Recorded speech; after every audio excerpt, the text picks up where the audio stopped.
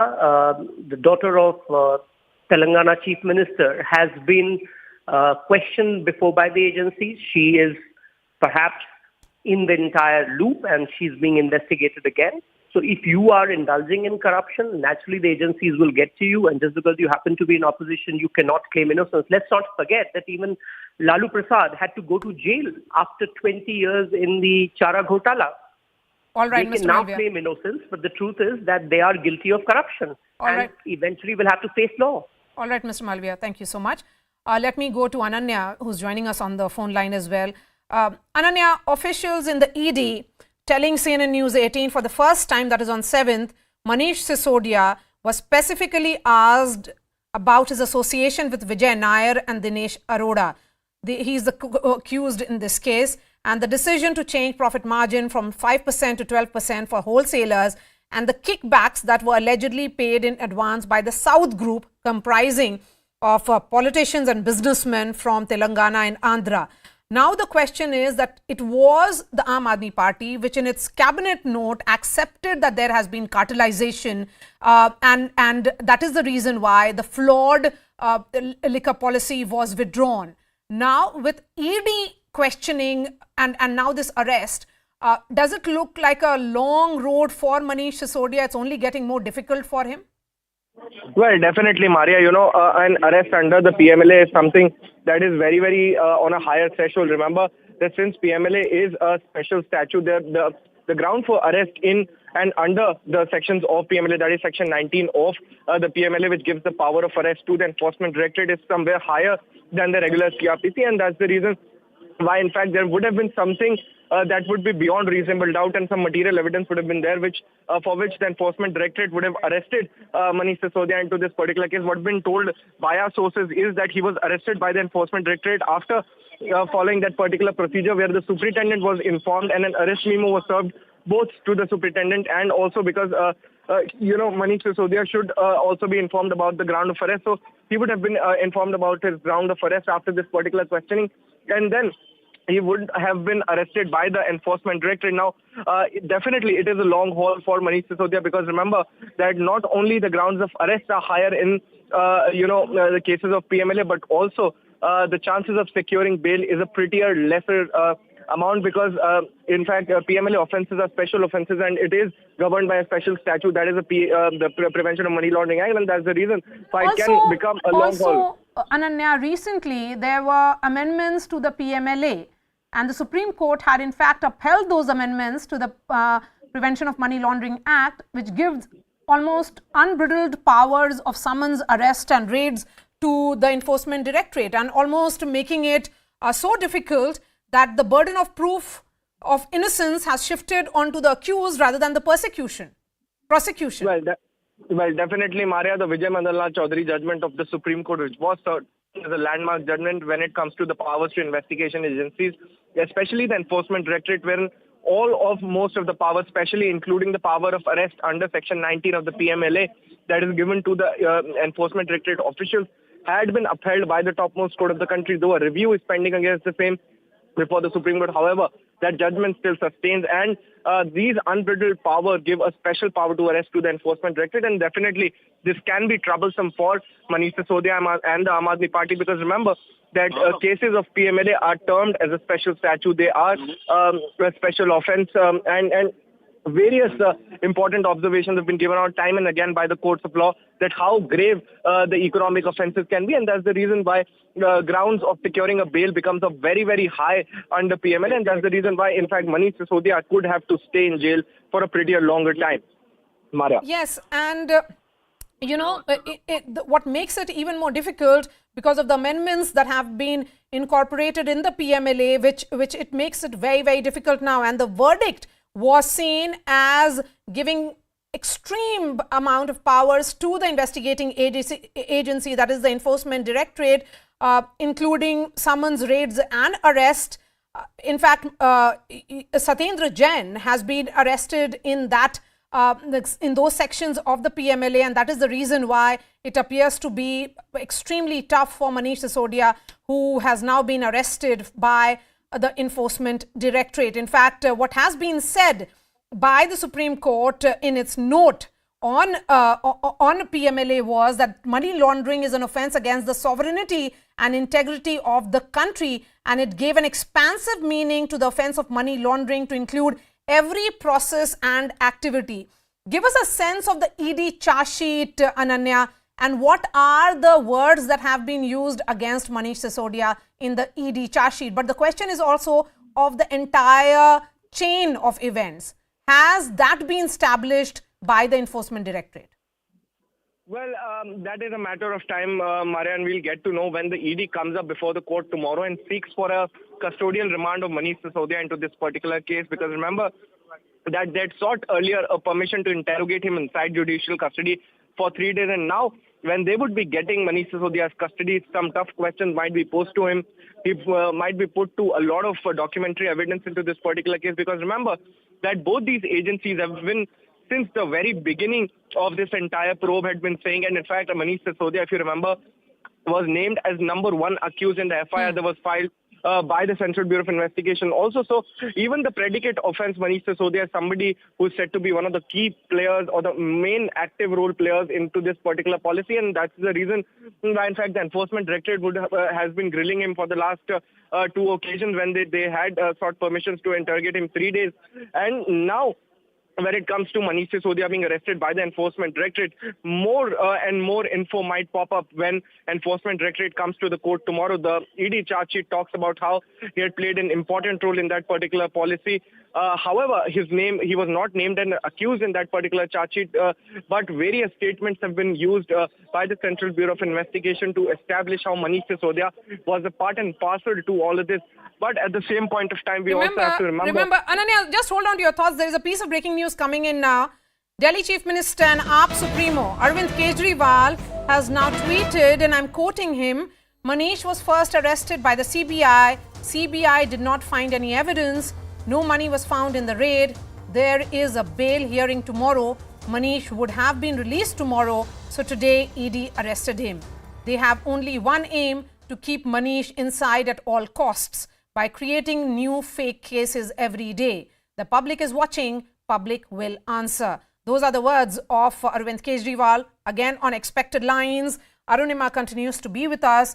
Arunima, the CBI arrested Manish Sisodia on February 26th.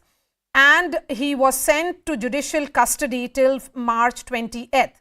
Now the question is that CBI has confronted Mr. Sisodia, and questions were asked about the key witness in this case, who is the former Excise Commissioner, Mr. Gopi Krishna. Now we have another set of investigation which were parallelly being conducted by the Enforcement Directorate, which is looking at the money laundering charge. Now, is it right for Mr. Kejriwal to say that the CBI found nothing against him, that there is no evidence that the CBI could find in these days? But too early to say whether CBI found anything or not. CBI has already said that they were seeking to question him because there were files that had gone missing, and they wanted Mr. Sisodia to answer as to where these files were. They said during the remand note in Rouse Avenue Court, they said that Mr. Sisodia has not been cooperating, and therefore I don't think they have moved any further in getting information from him per se about where those missing files are. But during the course of questioning, when he's confronted with evidence on record or in terms of papers, there could be more leads for the investigating officer to go and find that crucial evidence. So CBI insists that it is still on the job and a supplementary charge sheet will be filed. They say that the reason they did not press for further custody of Mr. Sisodia is because they felt that there could be nothing more that could be obtained with him in custody. But Arunima, Mr. Sisodia, as the Aam Aadmi Party is saying, he has not been named in the 3 charge sheets that have been filed so far. 2 by the Enforcement Directorate and 1 by the CBI. And in the case, but after his arrest, the charge sheet will be filed is what the officials are saying, that it will be a supplementary charge sheet. Then Mr. Kejriwal, for him to say that he would have got bail tomorrow had it not been for the ED to arrest him, what really will be the defense or argument by Manish Sisodia's counsels? Well, two, three things. First, the fact that he's accused number one in CBI's charge sheet, and yet he was not in his CBI's FIR, and yet he was not named in the charge sheet. That is definitely something that Manish Sisodia's defense team will use to his advantage, try and use to his advantage. That if you named him as accused number one, obviously you would have carried out some kind of preliminary inquiry before you lodged an FIR. So then on what basis did you name him accused number one? So that's the counter from CBI is that we did not name him in the charge sheet because there was not enough evidence available. And that is what proves that this is not a political case. We are going by the law book, by the rule book. When we found evidence to confront him, we arrested him and we questioned him in custody. Before that, we questioned him and let him go because there was not enough evidence available. The second charge that Aam Aadmi Party has made is that there was nothing found in Mr. Sisodia's premises, in his bank lockers, nothing found on him. So where is the bribe money? CBI's allegation and also the Enforcement Directorate's allegation is that the entire bribe money was channelized for election purposes, for election funding. And they have some evidence, even though 100 crore is the bribe amount they're talking about, they have so far come up with 75 lakh figure for Goa elections, which was allegedly paid to surveyors. They're also alleging that some money, not specified amount, but some money was paid to those who were into advertising and voting for Aam Aadmi Party. And those people apparently have told CBI that how they were told by Vijay Nair to deflate the bills. The bills then were paid by check, but the rest of the amount was paid by cash because this was hawala money. All of this is what Enforcement Directorate wants evidence of, and that's why they say they want to question Mr. Sisodia. Was he aware of what Vijay Nair was doing? In ED's charge sheet at one place, even Mr. Kejriwal's name figures. ED does not name him as an accused, but does say that in a video call Vijay Nair made with the South group from a Delhi hotel, reportedly Mr. Kejriwal picked up the phone and said that, Vijay Nair is his boy. Mera ladka hai is what the ED charge sheet mentions. So they do want to question Mr. Sisodia to know about his linkages with Vijay Nair, whether he was aware of what Nair was doing, and most importantly, where is the missing money? Where is the missing money? That is the primary question, and that is the reason why this entire money trail will be established by the Enforcement Directorate because he has been arrested under PMLA.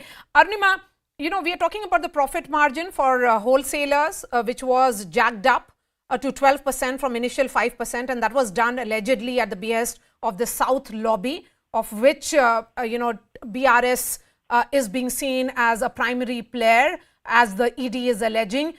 Is there a possibility that Arun Pillai, who has already been arrested by the investigating agency, he could be confronted as well? There could be a joint questioning between him and also Manish Sisodia. Well, that's for the investigating officer to decide, but we must point out to our viewers that Kavitha of the BRS, whose associate Pillai is allegedly, she has been summoned by ED as well. So will it just be limited to Mr. Pillai's, confrontation with Mr. Sisodia, or will we see a, questioning or face-to-face questioning of Mr. Sisodia and Kavitha as well? All of this is in the realm of speculation at the moment because ED currently is focusing only on convincing the court that they do need to get Mr. Sisodia into their custody to interrogate him for how many days do they need that custodial interrogation. Everything else will follow. But like I have been pointing out, PMLA is designed in a way that it is loaded in favor of the investigating officer. The defense, whatever they might argue in the courtroom, the fact is that now, as per the act, the onus is on Mr. Sisodia to prove that what is being alleged, what he's being accused of, that he's not guilty of that. Taking bail has become almost difficult in the newly amended PMLA, which has now shifted the burden of proof of innocence onto the accused rather than the prosecution. Arunima, appreciate your time. And joining us now is Kavitha, BRS MLC, who also finds herself in the middle of this entire investigation that is happening with regards to Delhi's liquor gate. Ma'am, thank you so much. In your press conference, Kavitha ji, you have said that the agencies are being misused by the central government and it's a case of selective action. But if we were to look at the timeline of the investigation, and I have the details here, it will be seen as the process of law clearly being followed.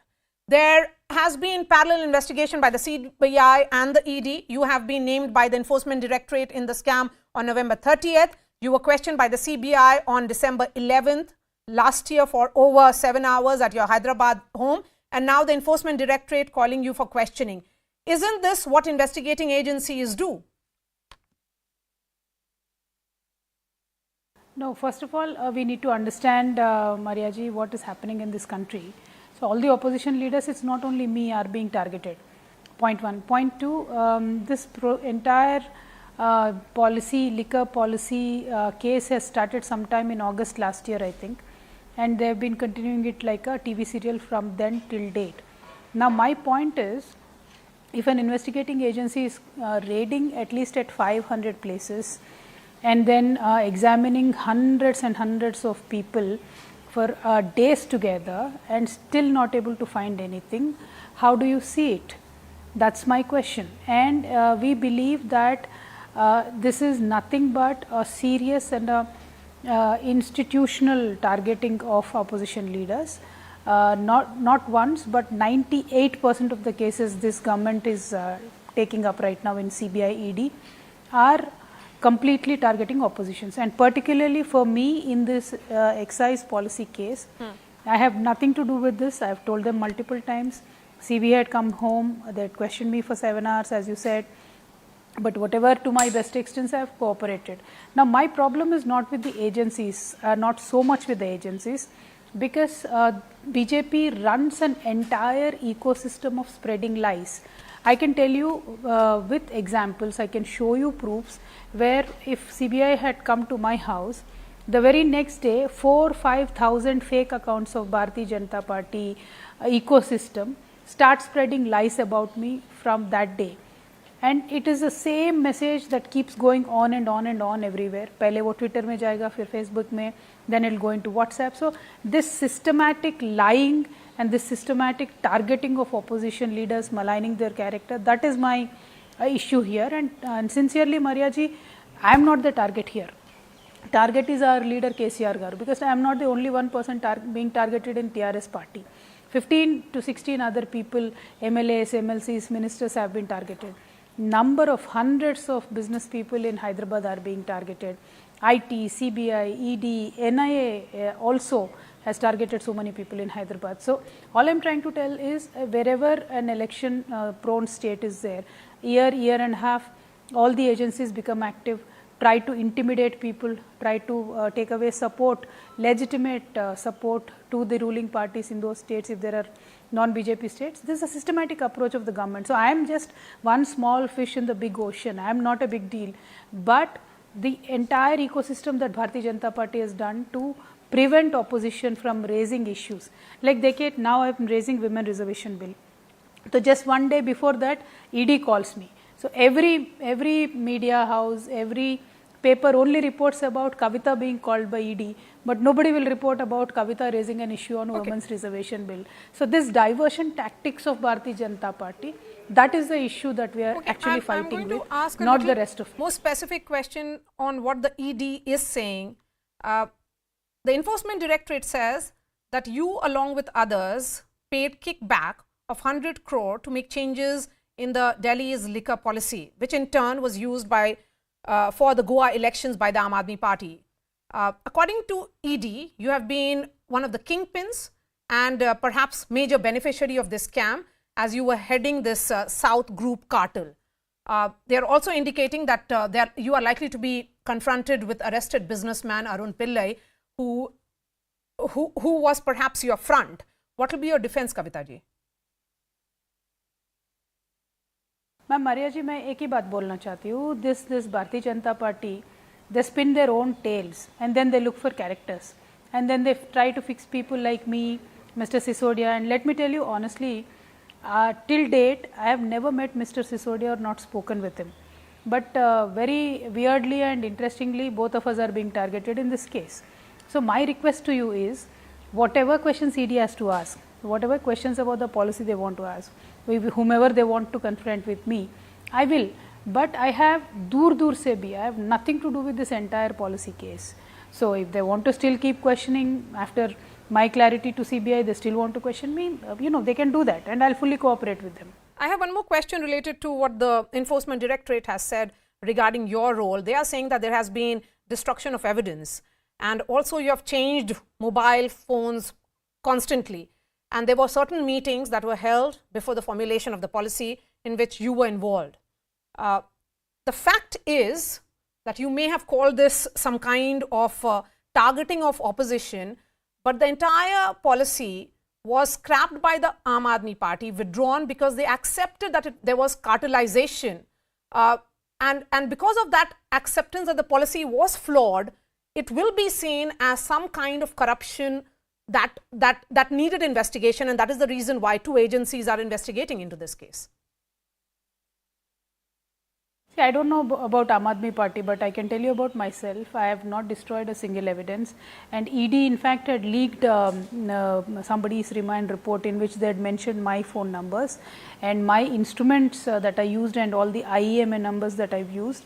They've made it public. Since they've made it public, I've checked all the instruments that I have at home, and I can today tell you that I have all those instruments that the ED claims that I have destroyed. They can collect it from me anytime. They're more than welcome.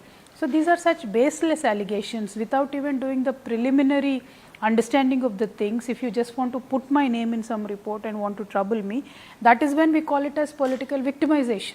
See, I have nothing to do with this, I have been telling from day one, but yet they want to just add my name somewhere or the other. They can, they are more than welcome. But I just want the people to understand that why are no BJP politicians being accused of anything? Are all of them clean?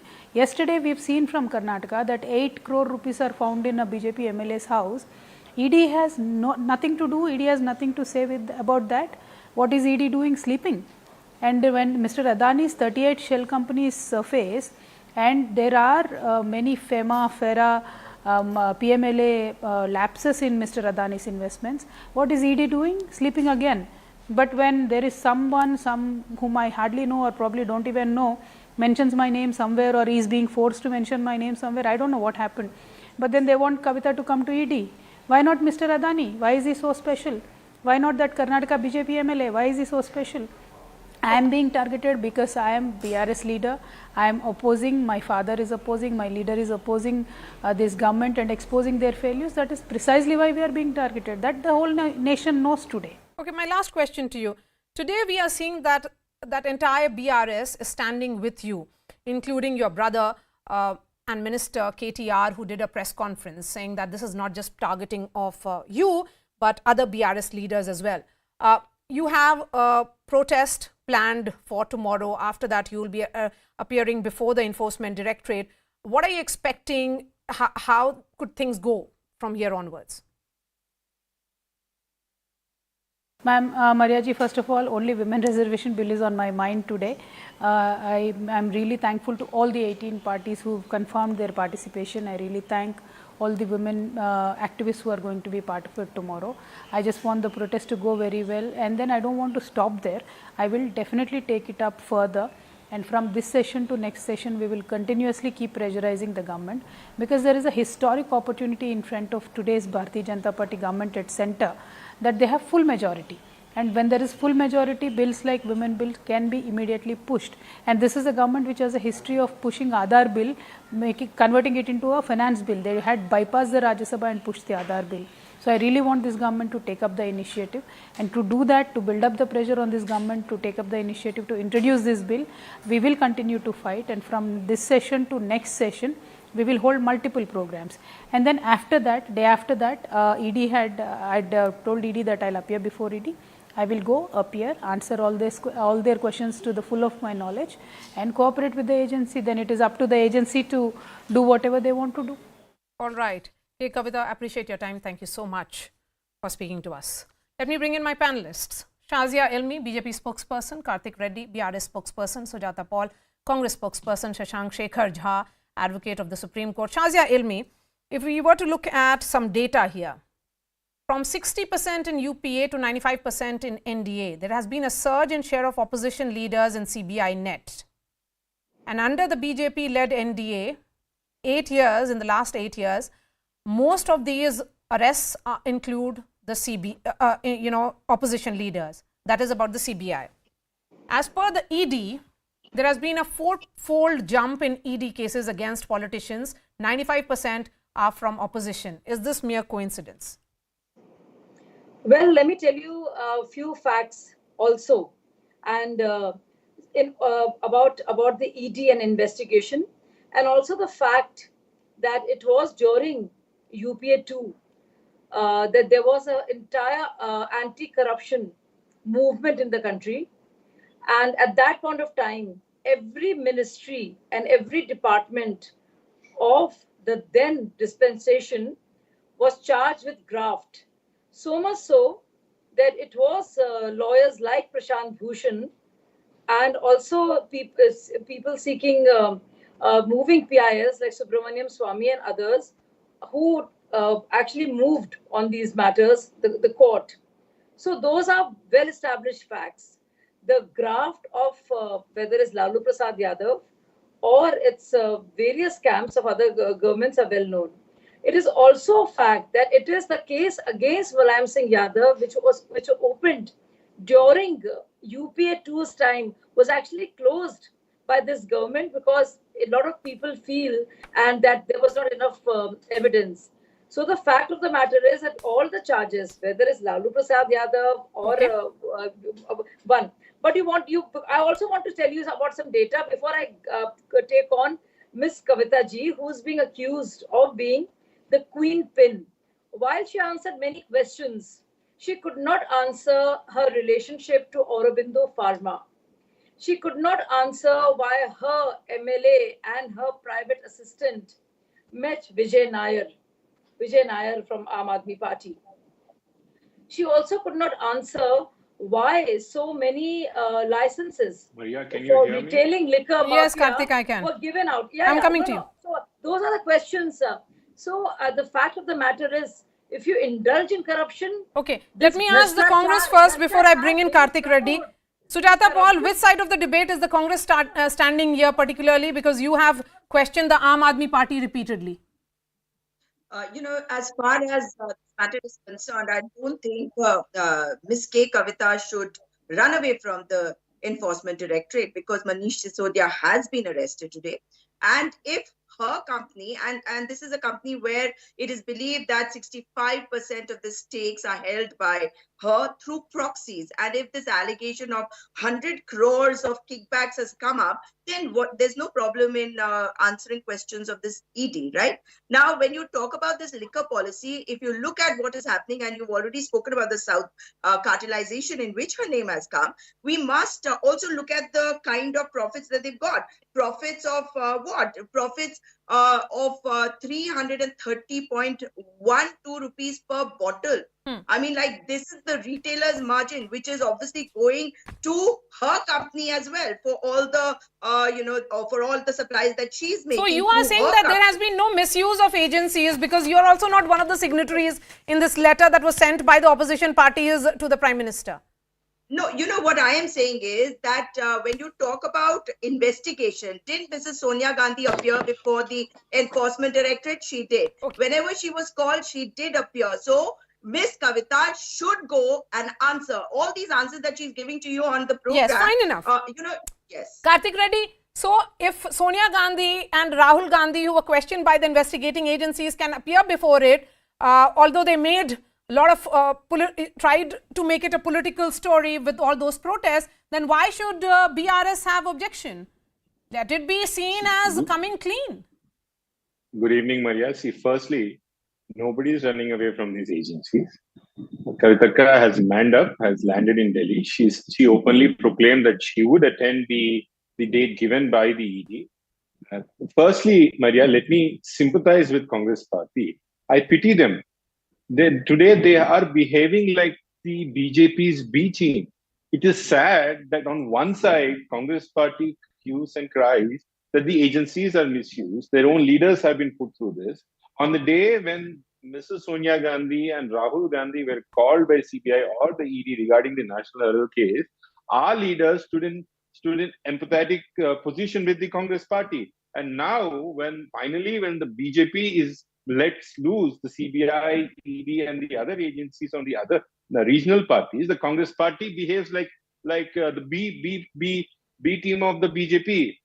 I sympathize with them. I really pity what is the stand they're taking. And another point, see, Marya, it is very easy for the BJP spokespersons or the people sitting in high positions in BJP, especially in the government, to point a finger and say, see, there has been certain corruption. The problem today in the country is BJP is behaving like the judge, jury, and the executioner. In a situation like this, there is no way that the other opposition parties has any way to prove them wrong. Go ahead, Shazia, go ahead.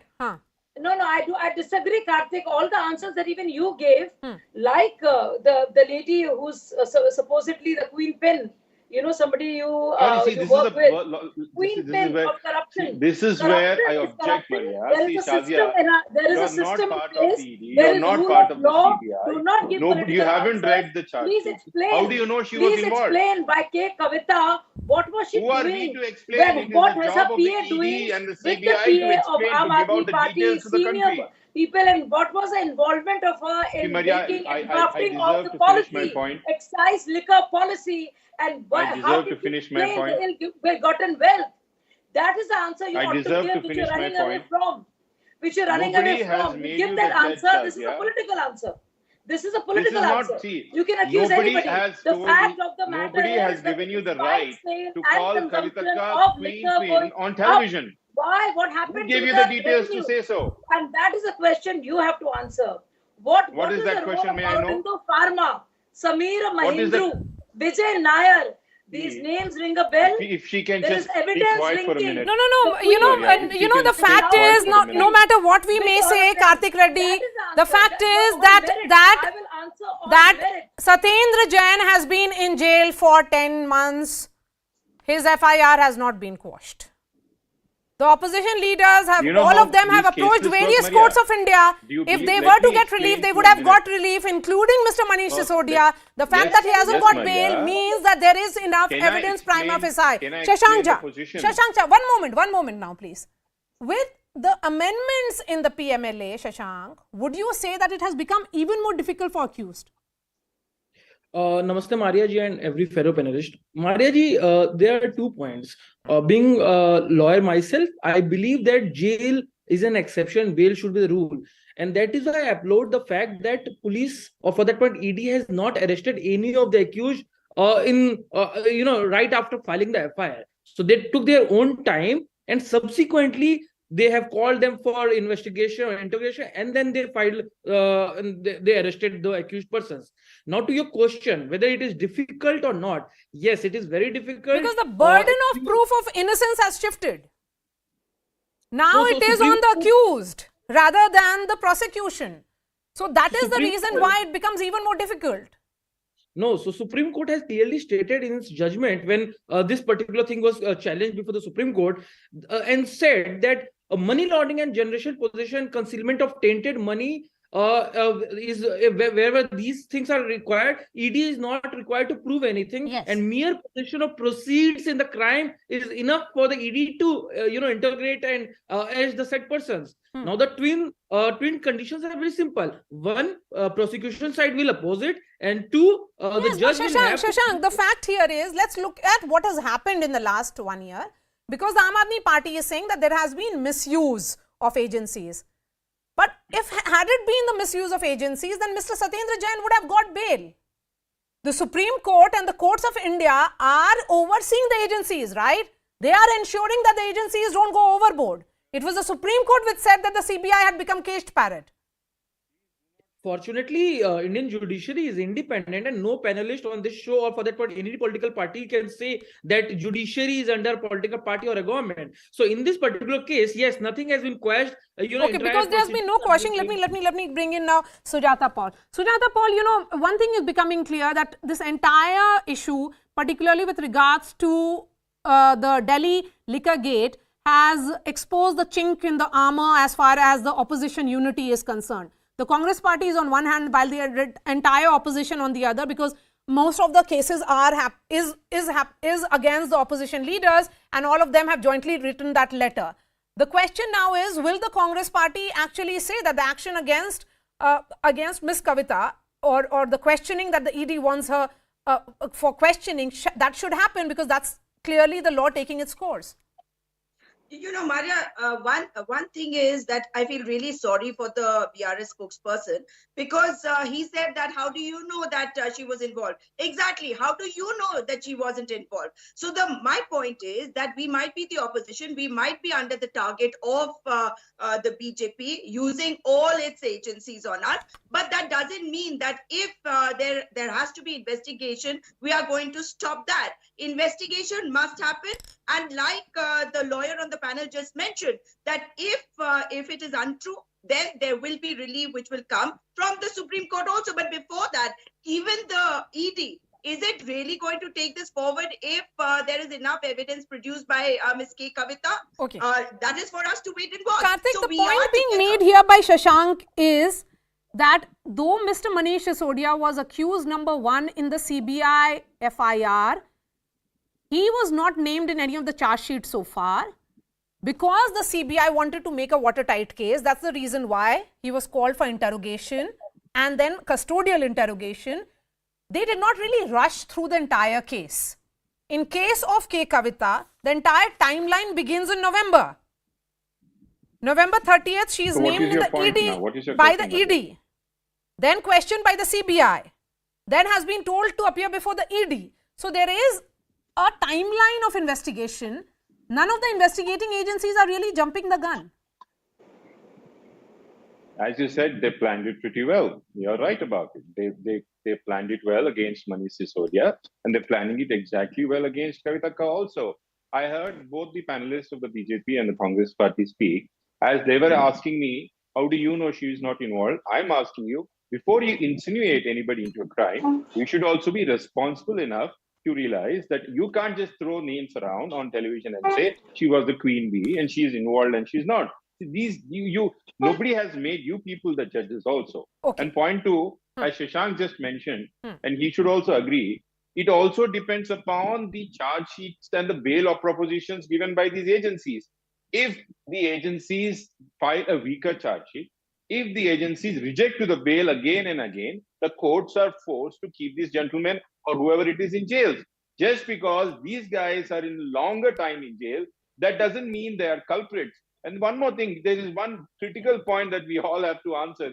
There is a number which our leader KKR Garu has given today. The number is called 5422. You know what is this number?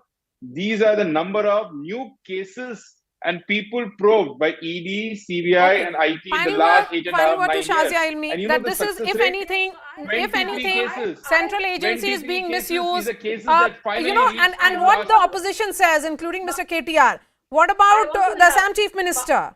He was probed by the CBI and ED in 2014-2015 with regards to Sharda Chit Fund. So, Marya, with complete responsibility, I would not just like to ask you, as citizens, as fellow citizens, but also Karthik, does being a politician and being in the opposition, where center government goes, allow you to engage in corruption, to get ill-begotten wealth, and not having to answer that and make only this charge that, oh, because we're in the opposition?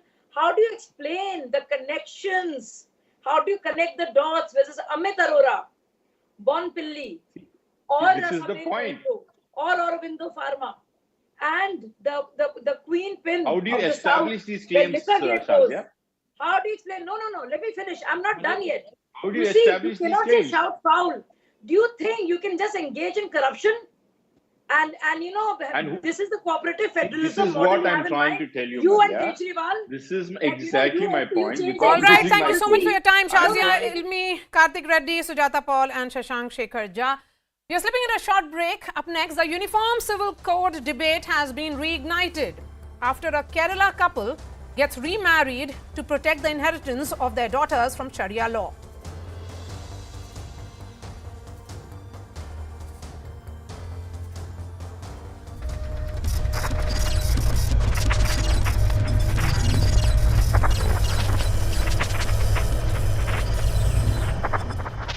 Had to say, and can you bring us greater context here? See, we are not seeing any kind of large-scale protest as far as this is concerned, because it was yesterday that the couple have registered their marriage according to the Special Marriage Act. They have been married for about 29 years and why they decided to do this? Because according to the Sharia law, once something happens to the father, if his entire property or the inheritance, only 2/3 of it will go to his girl children, just because they are girl children. If he had one boy, then it would have been divided amongst the children. So now one part will go to the father's siblings. So that is what according to the law it says. And the only way to overcome this, according to Advocate Shakur, when he looked into the possibilities, is that if they register their marriage according to the Special Marriage Act, because according to the Sharia law, they can't even leave a will behind, is what he said in his Facebook post. We heard the couple telling that this is a fight for gender justice, because Article 14 of the Constitution gives equality for all, but now just because they are girls, they cannot get the entire property. At the same time, their cousins who are boys will get the absolute right of the property or the assets of the parents. So this is something which they feel is discriminatory and should be there should be some change in that, and that is why they have decided this. Now there has been a statement that has come in from the Darul Huda Muslim University. This is based in Malappuram, and according to their center, according to the statement of their Fatwa and Research Center, it says that this is hypocritical, it's paradoxical. The believers will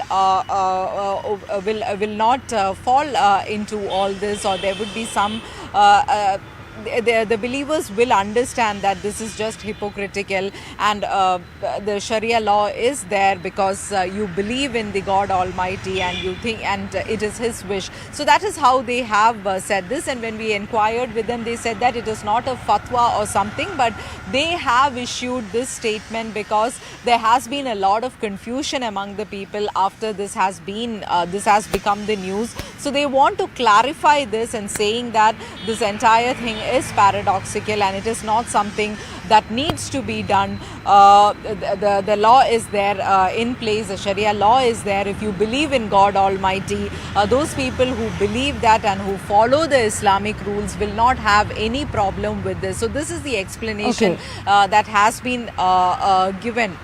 Neetu, I just want to ask you for clarification. I know the Darul Huda Islamic University responded to this development. They said, and I'm going to quote here, they said there's no law against handing over all your wealth to a child while you are still alive. Why then is this couple deciding to get married under the Special Marriages Act? Is this correct? Can you bring us more context? No, what they meant is that when you are alive, whatever you want to do, you can do for your children. Right. So that is what they meant. It's only about the inheritance or the properties that you're leaving behind, or the assets that you're leaving behind. So as long as you're alive, you can give whatever you want. But the property that is left behind, or the assets that is left behind once you're dead, it becomes an inheritance. And when that happens, so essentially what they mean is that now if you have some if you have cash or property, you can give it in their names. But what these guys said, the advocate Shakur has said, is that in Sharia law you can't even leave a will behind where he wants to where he actually wants to say that, okay, this part of my property has to go to so and so. He says that Sharia law doesn't even allow leaving a will behind. Okay, Neetu, I just want to understand from you, multiple reports are also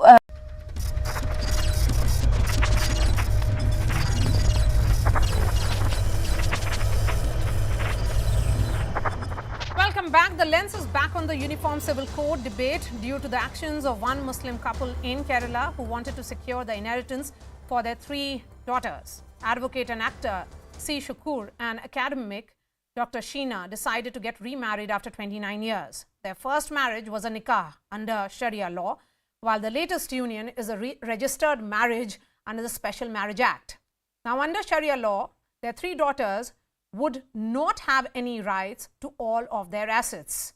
Their inheritance would only be 1/3. while the rest of the assets would go to other male relatives. But under Indian law, they will become legal heirs to all of their assets. The couple says they wanted to ensure that there was no legal challenge to the inheritance of their children, adding that while their male cousins have full rights, it is discriminatory that they don't have the same, just because they are women. Muslim clerics, meanwhile, have called the remarriage a drama, calling the couple selfish for not extending the inheritance beyond the children. But why should they? But the question remains, shouldn't parents have the full right to secure inheritance for their children, no matter what the gender? Has the Kerala couple shown the legal barriers women face under the Sharia law and made a strong case for the Uniform Civil Code? Joining me on the show is the father who wanted to protect the inheritance of his daughters, C. Shakur, who is actor and also an advocate. We also have Faizan Mustafa, constitutional expert. Faizan Mustafa, I'm going to come to you. The inheritance under Muslim laws were considered progressive during the time of Prophet Muhammad. It was supposed to change with changing times. But isn't it a fact that because it did not, it appears to be anti-women? Marya, there are two things. One, we need to understand that Islam was the first religion and first legal system which gave absolute property rights to women. And out of some 11 first category heirs in Islam, which are mentioned in Quran, as many as 9 are women. Now, having said that, if you look at how the law stands today, any Muslim in his life, through hiba or gift, can give his entire property to anyone. So in this case, the father could have made a gift of entire property in favor of 3 daughters. So there was an option available. Now, when you give your property in gift, the effect is that the property must go out of your possession immediately. That is the law of the gift. When you give property or want to give property through inheritance, inheritance operates on your death. So you are not a loser of the property. Ideally, law to be progressive, there should have been, internal debates. Yes. And the ulama could have opted for a more liberal interpretation of Islamic law. Which hasn't happened. Just 1 minute. I don't hold a brief on for ulama, but let me just state the law. You see, any Muslim, or for that matter, anybody, has a right not to opt to be governed by any religious law. So in case of adoption, for instance, there is a judgment of Shabnam Hashmi, where the court said that she has a right to adopt. So the couple in this case is well within their right to opt for the Indian Succession Act, which is more gender neutral, so to say. And let me correct you, Marya, it is not 1/3. The 2/3 of the property will go to daughters under the current Muslim law in India, and 1/3 will go to the nephew. That's or to the uncle. Yes. That's what the law is right now. Yes. But within the Sharia itself, if you look at the Shia law, under the Shia law, the entire property will go to the daughters. And that's why many Sunni Muslims do opt, who have daughters, to become Shias, so that their daughters... I get that. Faizan Mustafa, it's a complicated thing, it's a very personal thing here, and we are 3 girls. So, Mr. Shakur, yes, so, my question then is there, but I don't think there was a marriage. It was a registration. The marriage has already happened. So why have this marriage? But Shakur Vakil, the fact is that taking refuge under the Special Marriage Act to avoid religious laws is not new. In fact, this is something which has happened and almost being seen as the very purpose of enacting Special Marriage Act. The question here is, could you have taken the route of gifting, as is being talked about? Yes, there are challenges of inheritance and the debate that should have happened among the Muslims hasn't happened. And Sharia is lopsided and it is anti-women.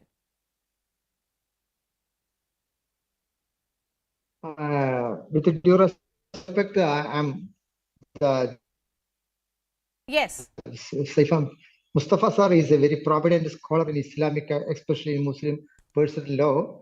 I am. My concern is not the property inherited by daughters. I want to be my daughters have the same legal status and property status that is enjoyed by the counterpart of my daughters. They belong to Hindu and Christian community. Now, they had the same legal status, the same equal right that is enjoyed by the other girls and other daughters belong to Hindu or Muslim Christian family. That is my. I want to prove before the society they have the equal right property, just other daughters, other community. For second one, this is not a solemnization of marriage under Special Marriage Act. According to as said by Mustafa sir, this is the registration under 15 of the Special SMA. That is only a registration.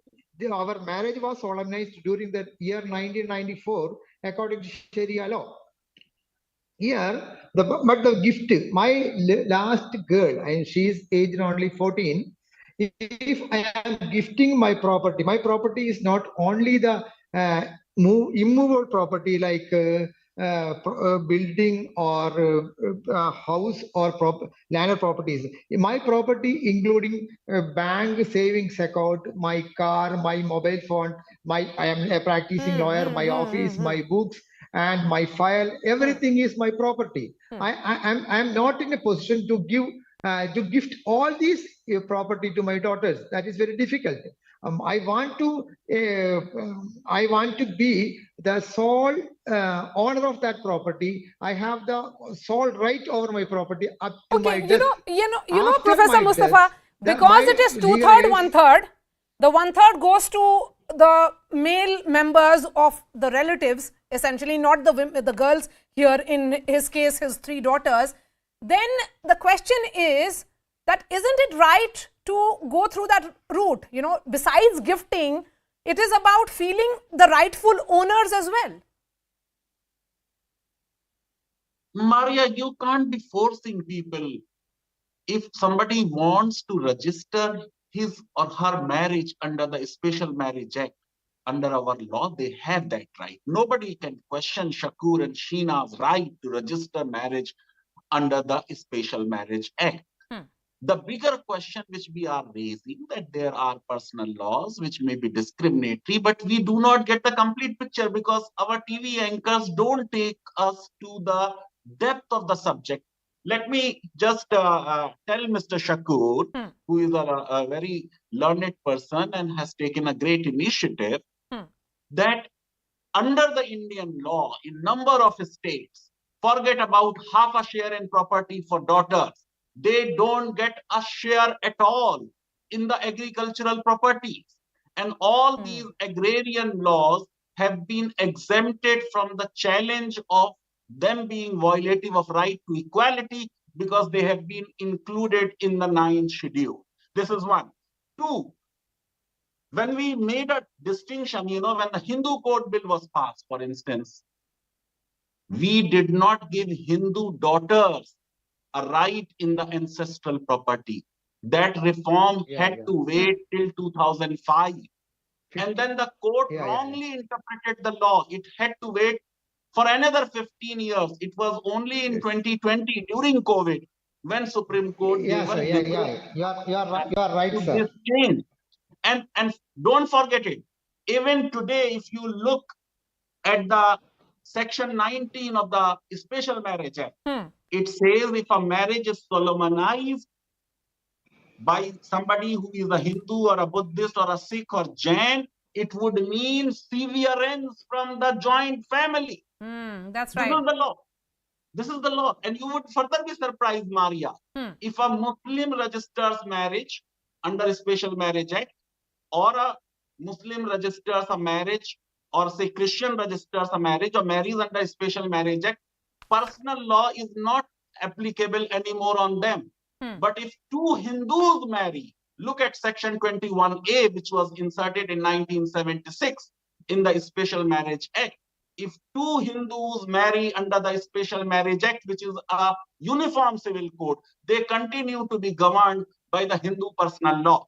And what was the Hindu personal law in 1976? The daughters will not get any share in the Hindu joint family property. Okay.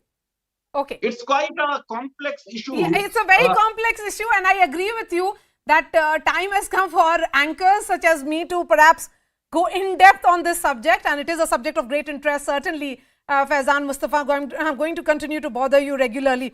Shukur Vakil, I'm giving you the final word. Please go ahead. Yeah, my concern is the equal right of girls that is same to as what the boy in Muslim communities enjoyed and enjoying. But that is our concern. Moreover, in several families suffering or due to this law, they cannot enjoy, they cannot trust her relatives or other persons, and if a male child is born in that wedlock, they will get the entire property. That is a huge discrimination that is against Article 14 of our Constitution.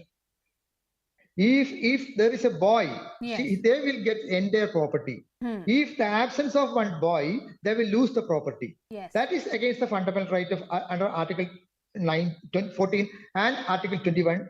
That is my concern. Okay. Okay, thank you so much for your time, Shukur Vakil and Faizan Mustafa. Debate which will be continuing. That's all from me. Thanks so much for watching, and I'll be seeing you tomorrow.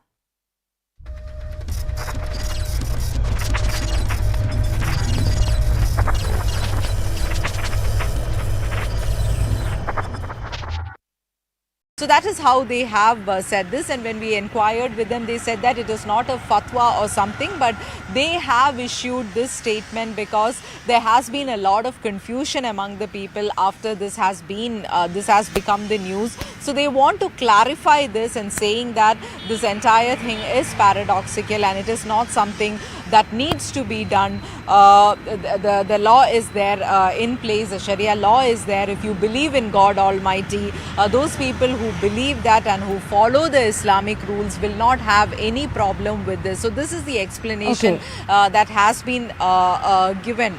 Neetu, I just want to ask you for clarification. I know the Darul Huda Islamic University responded to this development. They said, and I'm going to quote here, they said there's no law against handing over all your wealth to a child while you are still alive. Why then is this couple deciding to get married under the Special Marriages Act? Is this correct? Can you bring us more context?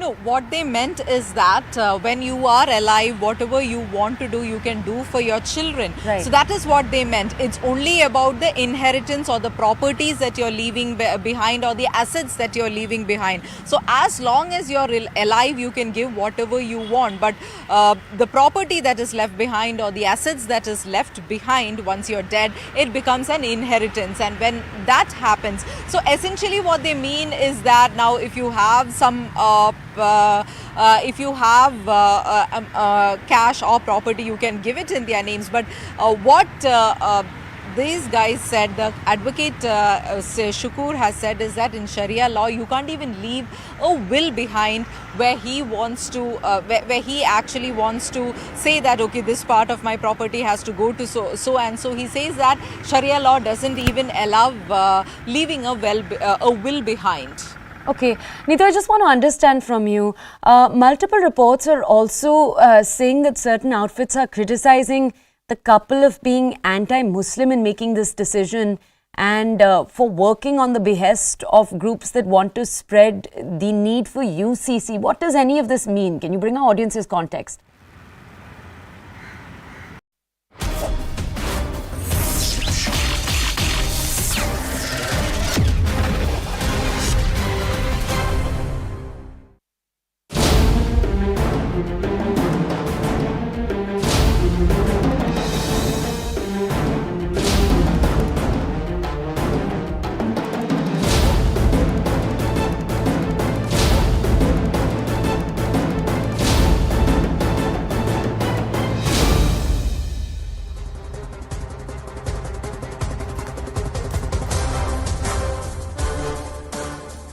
Namaste, Jai Hind, and welcome to this edition of The Right Stand. I'm Anand Narsimhan. Ladies and gentlemen, we begin with the CNN News 18 special investigation. And what we've been able to unearth is that despite multiple reminders and multiple exposes over the last 2-3 decades about what Pakistan is actually teaching its generation, the future generation in schools, there doesn't seem to be any change at all.